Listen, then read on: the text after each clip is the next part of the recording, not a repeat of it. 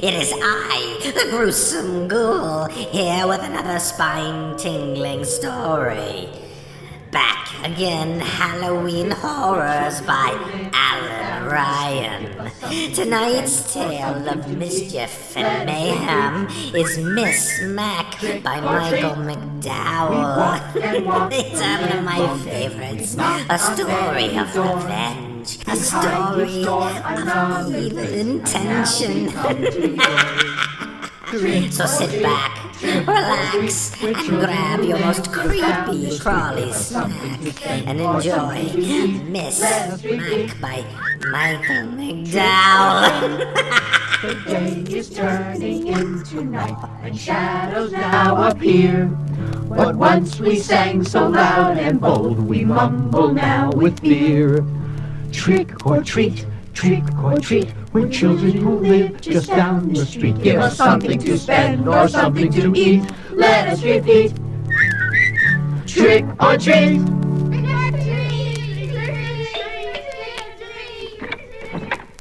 Introduction to Miss Mack by Michael McDowell. Michael McDowell attracted immediate attention with his first novel, The Amulet, a nasty bit of work set in his native South.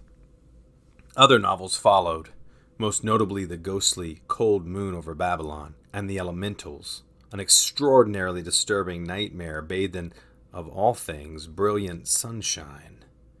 Best known of his work is the 6-volume family chronicle Blackwater, a brilliant example of Southern Gothic with a vengeance.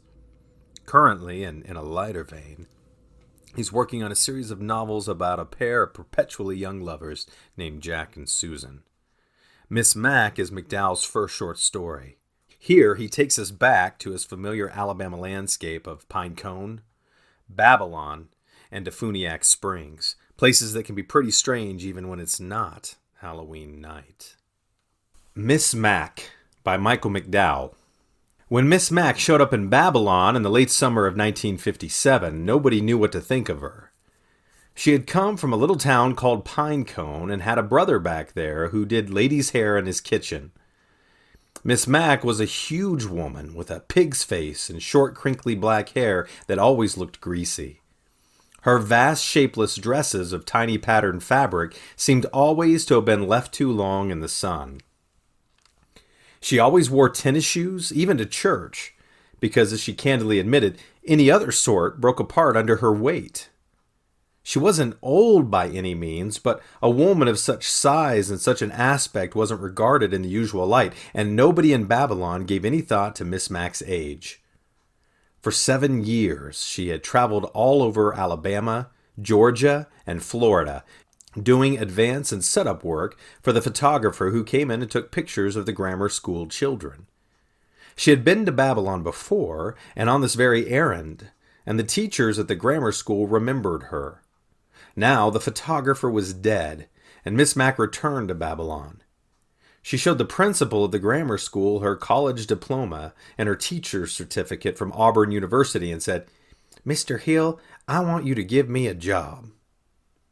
Mr. Hill did. Not because he was intimidated, but because he had a vacancy and because he knew a good teacher when he saw one. Everybody liked Miss Mack. Miss Mack's children in the 3rd grade adored her. Having inherited the itinerant photographer's camera, Miss Mack took pictures of every child in her class and pinned them to the bulletin board with their names beneath. Miss Mack's strong point was fractions, and she drilled her children relentlessly. Her weak point was Alabama history, so she taught them the state song and let it go at that. On the playground, Miss Mack played with the boys. Infielders cowered and outfielders pressed themselves right up against the back fence when Miss Mack came to bat. At dodgeball, Miss Mack rolled the ball up inside her arm so tightly and so deep that it seemed buried in the flesh there. She unwound the ball so quickly and flung it so hard that the manliest boys in the center of the ring squealed and ducked.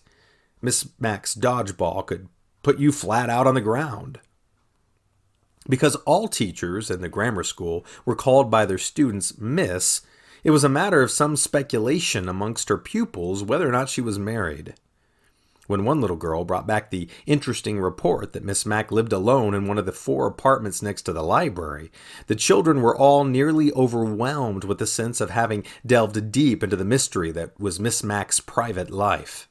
Miss Mack's private life was also a matter of speculation among her fellow teachers at the grammar school. The first thing that was noticed was that, in Mr. Hill's words, she kept the Coke machine hot, dropping in a nickel at every break and guzzling down a Coca-Cola every chance she got. It appeared that Miss Mack couldn't walk down the hall past the teacher's lounge without sidling in with a nickel. She kept a supply in the faded pocket of her faded dress, and swilling down a bottle at a rate that could win prizes at a county fair. Miss Mack's apartment was not only next to the library, it was next to the Coca-Cola bottling plant as well. Wholesale, Miss Mack bought a case a day, summer and winter, and declared that, in point of fact, she preferred her Cokes warm rather than chilled. Every weekend, Miss Mack disappeared from Babylon. It was universally assumed that she drove her purple Pontiac up to Pinecone to visit her brother, and maybe sit with him in the kitchen, swilling Coca-Cola while he fixed ladies' heads. But Miss Mack once surprised them all when she said that most weekends she went fishing. She drove all the way over to Defuniak Springs because Defuniak Springs had the best trout fishing in the world. She had a little trailer, the itinerant photographer's van with all the equipment jettisoned, parked on the side of some water there, and every weekend Miss Mack and 3 cases of Coca-Cola visited it. Despite her alarming and formidable aspect, Miss Mack quickly made friends in Babylon, and the friend she made earliest was the other 3rd grade teacher, Janice Falk. Janice wasn't but 22, just out of college, short and cute and always smiling. It was thought that Janice had a whole bureau full of white blouses with little puffed sleeves because she was never seen in anything else. She wore little sweaters and jackets loosely over her shoulders, held in place by a golden chain attached to the labels. Janice had loved every minute of her 2 years of teaching. Her children loved her in return, but tended to take advantage of her because Miss Falk could be wheedled into just about anything at all. Mr. Hill, the principal, was even thinking of wheedling Janice into marriage. He had taken her down to Milton for pizza a couple of times, and they had gone to the movies in Pensacola, and he'd asked her advice on buying a birthday present for his mother. Mr. Hill, a thin man with a broad smile, didn't think it necessary to say anything more just yet. When the time came, he didn't doubt his ability to persuade Janice up to the altar. After all, he had hired her, hadn't he? And he had always made sure she got to teach the smartest and best behaved kids, right? Janice was just the sort of impressionable young woman to imagine that such favors ought to be returned with considerable interest. Mr. Hill had even told his mother of his intention of marrying Janice Falk, and Mrs. Hill, a widow living in an old house in Sweet Gumhead, had heartily approved. Mrs. Hill, in fact, told her son he ought to propose to Janice without delay. Mr. Hill saw no need for haste, but a little later he was sorry not to have taken his mother's advice. The next time Mrs. Hill spoke to her son on the subject of Janice Falk, the following Halloween, Mr. Hill listened carefully, and he did exactly what his mother told him to do. For what Mr. Hill hadn't counted on in his sanguine projection of easy courtship and easy marriage was the friendship of Janice and Miss Mack. One Friday morning recess, the bully of Janice's class had fallen on the playground and split open his head on a rock. Janice had been about to run for Mr. Hill, but Miss Mack was right there, kneeling on the sandy ground, lifting the boy's head onto her lap, bandaging it as coolly as if she'd been a trained nurse. Janice began to come to Miss Mack for other help and advice. Soon she was coming for the mere pleasure of Miss Mack's company. Janice's mother was dead, and her father worked 5 weeks out of 6 on an oil rig in Louisiana. She lived alone in a little clapboard house that was within sight of the grammar school. She visited Miss Mack in her apartment between the library and the bottling plant, and Miss Mack visited her in the lonely clapboard house. In Miss Mack's purple Pontiac, they went to the Starlight Drive-In. If they saw horror movies, Miss Mack held Janice's hand through the scary parts and told Janice when it was all right to open her eyes. Miss Mack thought nothing of getting up from the supper table and driving straight down to the Pensacola airport for the mere pleasure of watching the planes take off and land. On the 4-lane late at night, Miss Mack came up right next to 18-wheeled diesels and made Janice roll down her window. Janice leaned her head cautiously out and shouted up at the driver of the truck, looking down. "You want to race, Miss Mack?" Miss Mack, in short, knew how to show a girl a good time. By the summer after her first year of teaching, Miss Mack and Janice were inseparable friends, and an odd-looking pair they made.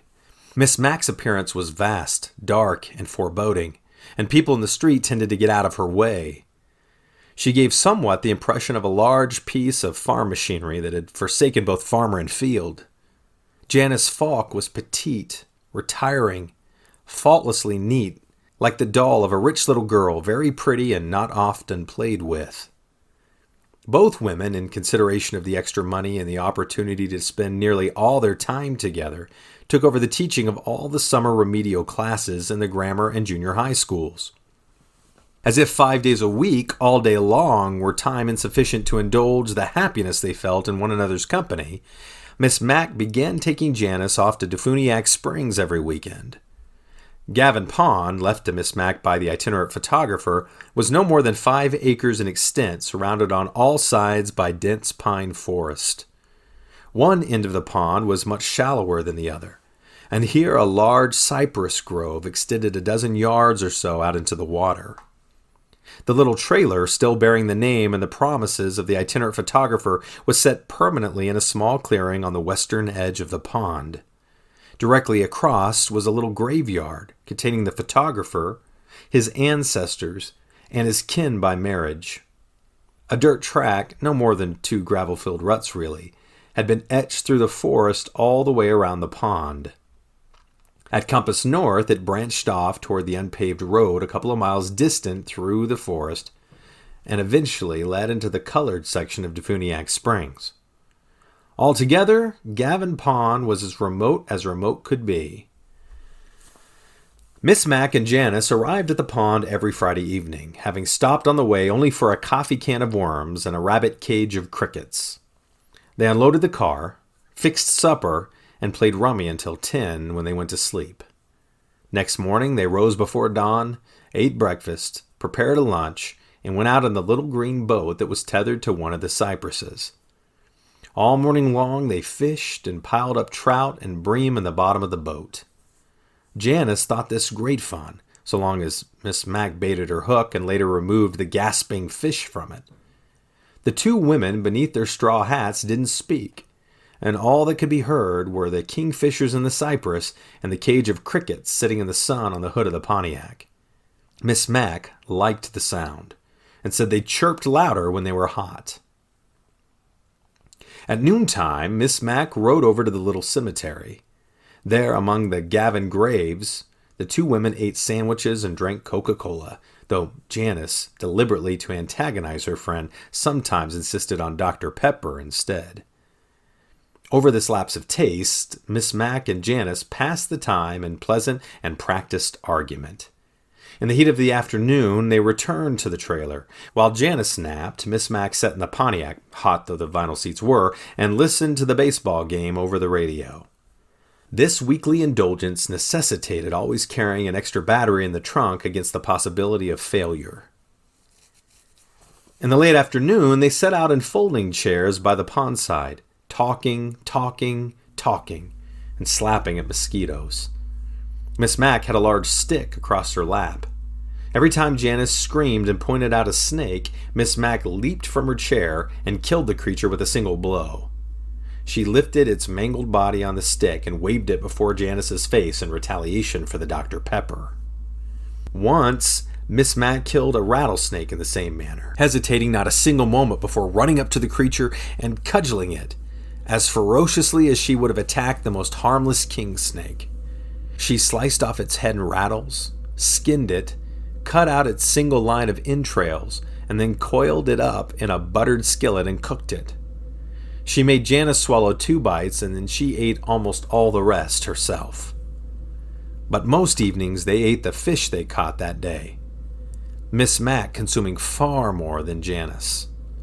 After supper, they played more cards or read each other riddles out of paperback books or just talked. They drove back to Babylon on Sunday afternoon, arriving sometime after dark, tanned and weary, but already looking forward to the next weekend. Mr. Hill knew of these trips, and Mr. Hill didn't like them one little bit. Through her friendship with Miss Mack, Janice had changed, and so far as Mr. Hill was concerned, not for the better. Janice no longer wanted to go to Milton for pizza because Miss Mack didn't like pizza, and Janice had decided she didn't like it either.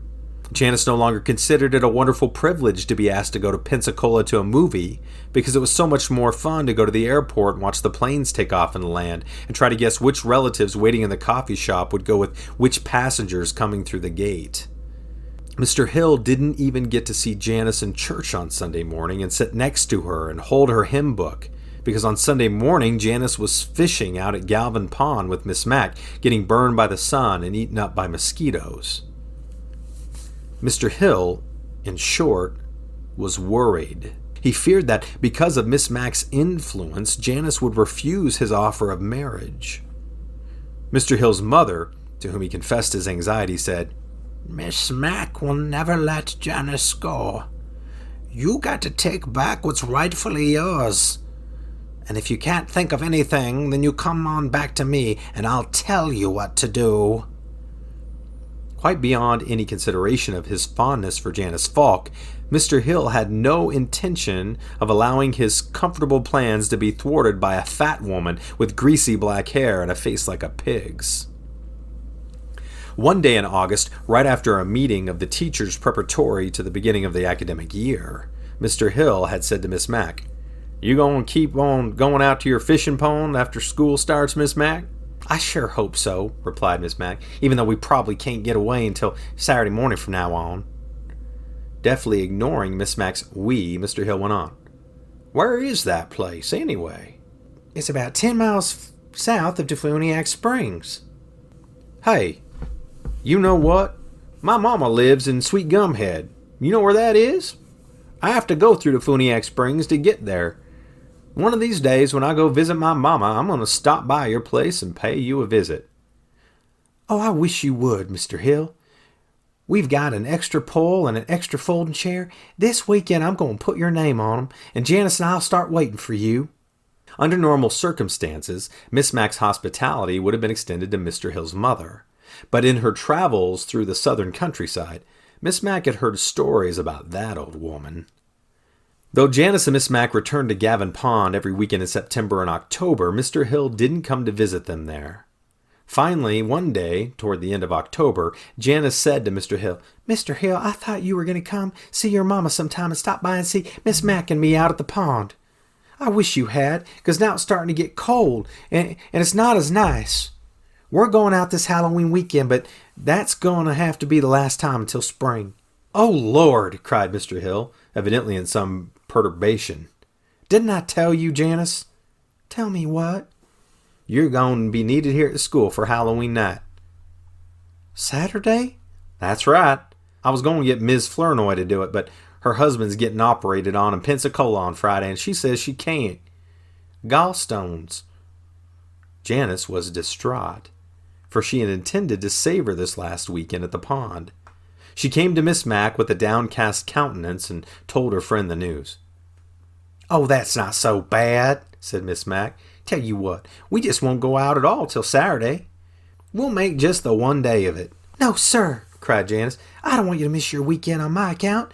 You were going out there long before you knew me. I certainly don't want you to miss your final Saturday out there. Sunday's never as good as Saturday out at the pond, Miss Mack. You know that. You go on and I'll drive out on Sunday morning. I'll be there before you get up out of bed."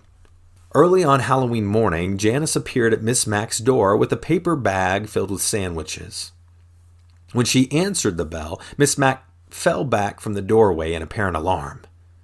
Janice was wearing a Frankenstein mask. "Is that you under there, Janice? Because if it isn't, I'm sorry, whoever you are, but I don't have a piece of candy in this house. I ate it up all last night." Janice removed the mask. "It's me, that's all." She handed Miss Mack the bag of sandwiches. "I sure do wish I was going too," she sighed. "Well, you come tomorrow. replied Miss Mack. "And you bring me some Halloween candy. I sure do love Snickers, and they go great with Coca-Cola." Miss Mack drove off alone in her purple Pontiac, and Janice went to the school cafeteria to begin decorating for the children's Halloween party that night. At Gavan Pond, Miss Mack altered her routine not one bit, though she admitted to herself, sitting alone in the little green boat in the middle of the pond, that she wished Mr. Hill had chosen someone else to help with the Halloween party that night. She sorely missed Janice's company. Without her friend, Gavan Pond seemed to Miss Mack a different place altogether.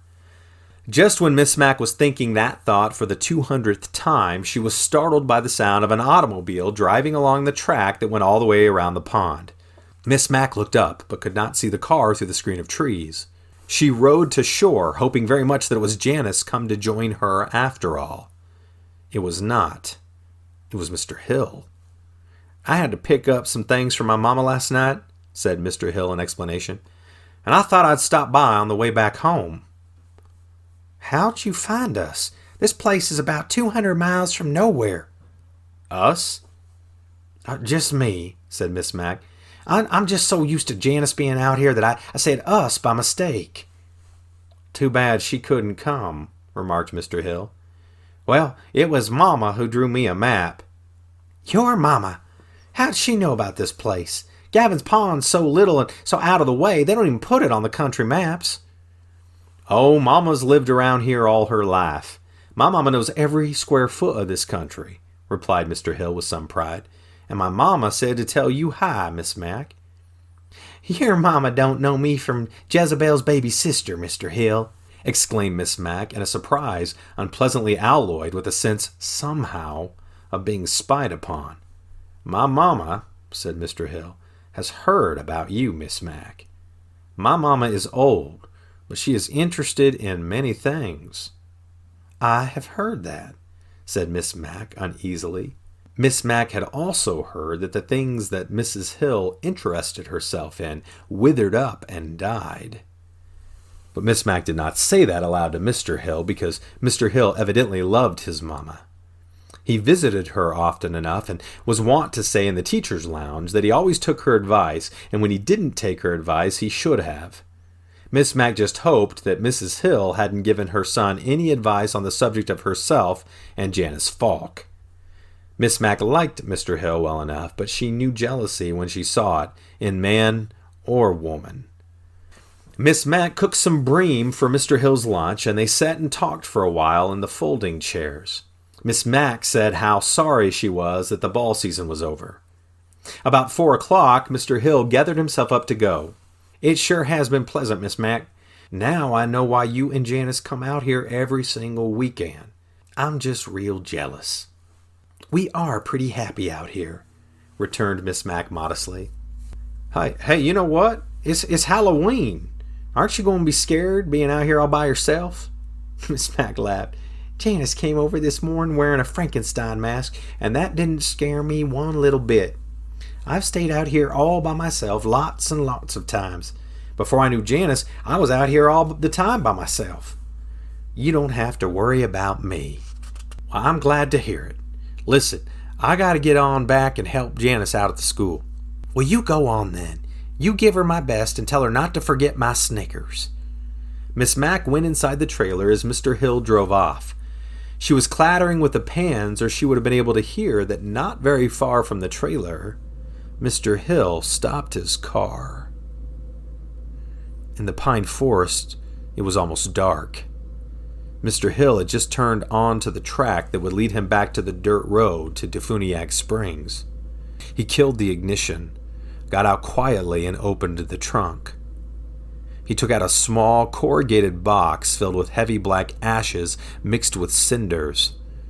The rank odor and the lumpish consistency of the blackened remains suggested not the sweeping out of a coal-burning fireplace, nor a shovelful of some ash heap, but rather something organic, recently dead or even still living, which had been burned and burned with difficulty.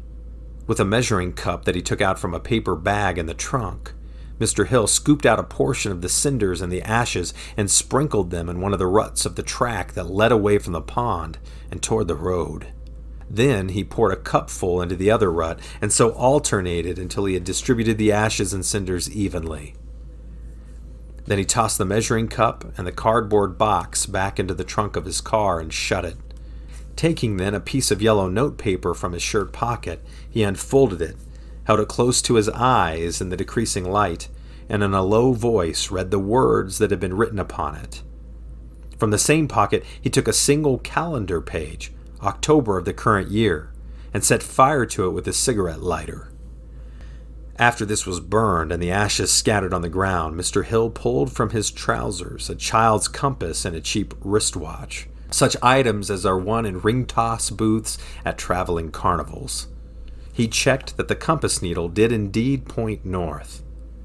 He put the wristwatch to his ear to hear its ticking. He dropped both into the heaps of ashes and crushed them beneath the heel of his shoe. As Mr. Hill got quietly into his car and drove slowly away, the twilight was deepening into night. The piles of ashes began to blow away. The heavier cinders alone remained, dull and black and moist. The broken springs and face and glass of the wristwatch and compass gleamed only faintly. At a little distance, Miss Mack's crickets in their rabbit cage produced one loud, unison chirp.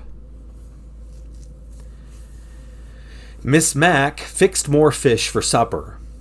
Afterwards, she cleaned up and settled down to work a couple of crossword puzzles at the table, but soon gave this over. She would much rather be playing cards with Janice or trying to guess the riddles that Janice put to her. She went outside and looked up at the sky. She wore a sweater because the nights were chilly in October. There was a new moon, but the sky was so clear and so bright with stars that Miss Mack had no difficulty in discerning its circle of blackness against the black sky. She went back inside and went to bed earlier than was usual with her. She was lonely, told herself that the sooner she got to bed, the sooner she might rise. She intended to get up very early in expectation of Janice's arrival. Miss Mack awoke at 6. Or at least what her internal clock told her was 6 o'clock. But it obviously wasn't, for the night remained very black. Miss Mack could see nothing at all. She rose and went to the door of the trailer and peered blearily out. It was still deep night, and when she looked toward the east, directly above the little plot of Gavan graves on the far side of the pond, she could discern no lightening of the sky. Miss Mack thought that she had merely been so excited by the prospect of Janice's arrival that she had risen an hour or so before her time. She was about to turn back into the bed for another while when she suddenly noticed in the sky the same black circle of moon as she had seen before. It hadn't moved. Miss Mack was confused by this. The moon rose, the moon set. It never stayed still.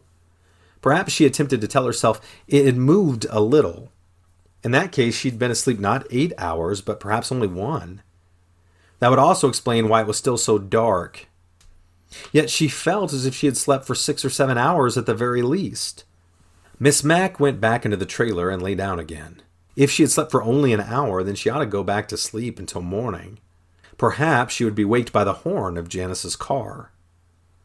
But Miss Mack couldn't go back to sleep. She wasn't tired now, she was hungry. She wanted breakfast. So thinking how foolish she was, she lighted a lamp and set up the little stove and cooked bacon and eggs and ate them all up. She stood once more in the doorway of the trailer and looked out across the pond. The sky was no lighter. The moon had not moved. Miss Mack said aloud, "I am dreaming. I'm asleep in the bed and I'm having a dream." She looked at the bed behind her as if she thought she might indeed see her sleeping self there. She looked back out at the night. She pinched her arm and held it next to the lamp, watching the flesh turn color. Nervously, she opened a Coca-Cola and, pulling a sweater over her nightdress, walked out to her car, got in, and turned on the radio. There were only 2 stations on the air, so she knew it was very late at night. More stations came on at 4 or 5 with the farm reports, so it had to be earlier than that. She went to WBAM in Montgomery and got the announcer. Halloween night. Don't let the goblins get you. Lock your doors and close the curtains, boys and girls. It's 2 a.m., and don't walk past any graveyards. This next song goes out to Tommy and Julie. It's... Miss Mack turned the radio off. She was relieved in the main, for at least she knew the time, but still, she was puzzled by the moon. She looked up at it and for a second was joyed to see that it had at last altered its position. Waking up in the middle of the night always leaves you in a confused state of mind, and she had only made matters worse by eating breakfast at 1:30 in the morning. Sighing and trusting that now she would surely be able to sleep, Miss Mack got out of the Pontiac and slammed the door shut with a grateful bang. She smiled up at the moon, and all her relief washed suddenly away. The moon hadn't moved.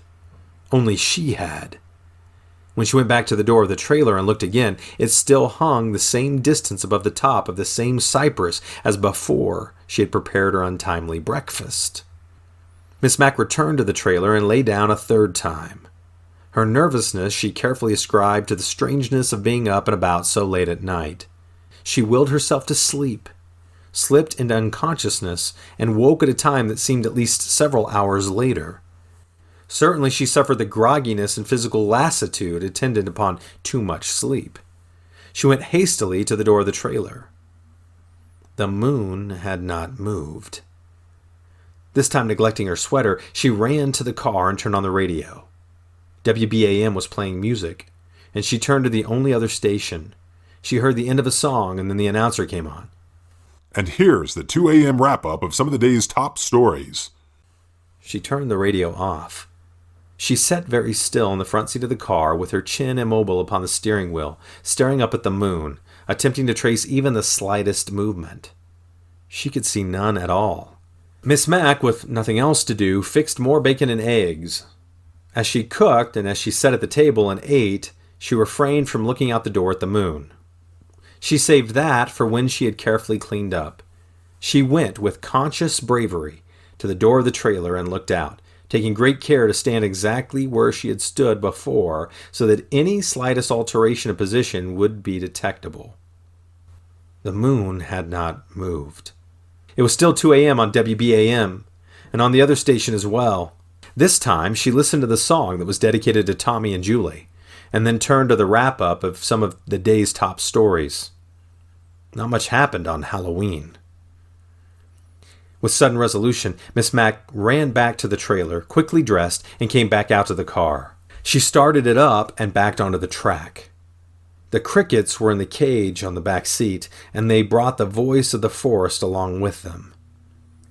Miss Mack would return to Babylon and tell Janice that it hadn't been any fun at all alone on Gavan Pond. The lights of the car were a little dim. That came from playing the radio so much and running down the battery. She no longer had a spare in the car because ball season was over and there hadn't been any need for the extra security. Miss Mack's relief was so great just to think that she was getting away from Gavan's Pond that she did not realize that she had missed the turnoff until she found herself passing the graveyard on the far side of the pond. Don't walk past any graveyards. Miss Mack sped up. In another minute or two, she had gone all the way around the pond and was passing by the trailer again. The turnoff was only 20 yards or so beyond the clearing. She put the lights on bright and slowed considerably. Before she found the turnoff, the headlights were glancing off the Gavan tombstones. She had missed it again. Miss Mack went around the pond 7 times looking for the turnoff, and she missed it every time. This was not possible. She had never once overlooked it before. It was a perfectly obvious break in the trees. The car lights at night would glance off the silicate pebbles in their ruts. The car lights were growing dimmer with each succeeding turn around the pond. She could tell this by the amount of light that was reflecting off the tombstones. The moon didn't move. The chirping of the crickets in the back seat grew clamorous. Miss Mack threw the car to park suddenly, reached over in the back, and flung the cage out the window. It hit the trunk of a tree and must have broken open, for the chirping dispersed. Miss Mack immediately regretted her action. Having given Mr. Hill all the fish she had caught the previous day, having consumed all her bacon and eggs in the course of the 2 nervous breakfasts, she had now nothing to eat, and she had just disposed of the bait she might have used to catch more fish. It was little comfort to remember that fish didn't bite at night.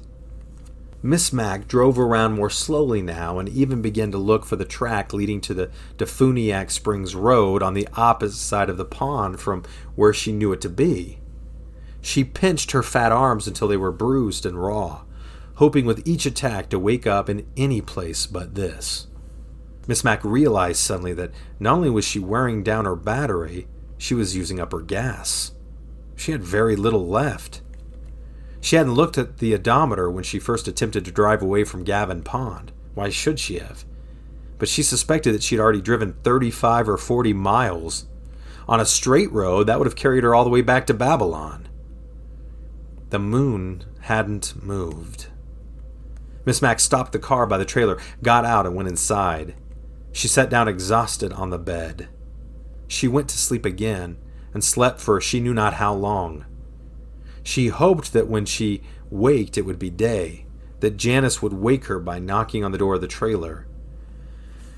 She hoped that all this had been a dream. It certainly had the qualities of a dream, and that she might precipitate its ending by rendering herself unconscious within its confines. She waked, and it was night. Without daring to look at the moon, she went back out to the car. It started, but sluggishly. WBAM was still dedicating a song to Tommy and Julie, and she had very nearly memorized the 2 a.m. wrap-up. Miss Mack drove around and around the pond, and the Pontiac's wavering headlights fell in brutal alternation, now upon the metal trailer, now upon the white Gavan tombstones. She was no longer even looking for the turnoff. She drove as fast as she could, around and around the pond, until the car, out of gas, rolled to a standstill just beyond the graveyard. Miss Mack tried the radio one more time. Faintly came the song for Tommy and Julie. She listened to it all the way through, thinking, if he plays another song, then I'll know that time is passing and I'll be all right. If he starts over again, then I'll know that I'm dreaming. The battery failed on the last notes of Tommy and Julie's song. The car lights, which she had left on, faded to blackness. Miss Mack got out and turned back. She walked past the graveyard and slowly along the track from which the turnoff had unaccountably and indisputably disappeared. All the way back to the trailer, she stared at the ruts in the earth and kept her mind slowly upon the turnoff. She did not wish to miss it in her distraction. But the turnoff was not there. She did not stop at the trailer, but continued around again until she came to the Pontiac, still ticking away its heat. Don't walk past any graveyards. From this point, it seemed useless to keep on in the track. She struck out into the pine forest, heading directly north to where the dirt road led up to Defuniak Springs. Her way and her speed were impeded by the tangled undergrowth and briars. The forest and the night were so dark that she sometimes walked directly into trees, not having been able to see them. Yet swiftness was not of such concern, as was the maintenance of her direction. She forged straight ahead, knowing that if she only walked far enough, she would get somewhere. She had lost sight of the darkened moon, for the canopy of tree limbs was too thick to permit her to see it. But it was behind her, she knew. And she took some comfort with the reflection that she was walking away from it. At last, after she had walked about an hour, Miss Mack came to a little clearing in the forest. She caught a glimpse of dark water. But even before she had seen the trailer and the gleaming tombstones on the far side, she realized that she had returned to Gavan Pond. She made another attempt and struck out directly southward. There was a farm road, probably no more than a mile distant, with some old tenant farmer shacks on it. Miss Mack no longer cared whether they were inhabited or not. If only she could reach that road, she would be safe. She walked for a time she knew not how to measure. It might have been for 30 minutes, or it might have been for hours, and even more carefully than before, she maintained her direction. Of that she was certain. Yet once again she came upon the clearing in the forest, the trailer, the glint of tombstones on the other side of the water. For the first time in her life, Miss Mack felt real and uncontrollable fear. By no means could she get away from Gavan Pond. There was no turnoff from the circular track. All ways out through the forest led directly back to the clearing. She had no food in the cabin and no bait with which to fish. Her lamp oil would not last forever, and tomorrow morning would never come. Miss Mack's one hope was that she was asleep and dreaming. With this single thought, Miss Mack went inside the trailer, lay down upon the bed, and went to sleep. When she waked, it was night, still Halloween night.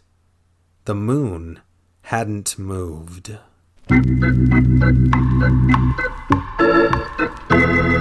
Trick or treat, trick or treat. When you hear the doorbell ring, ding, ding, ding, ding, ding, ding, ding. Trick or treat, trick or treat. Lots of candy, gee, it's dandy. Trick or treat.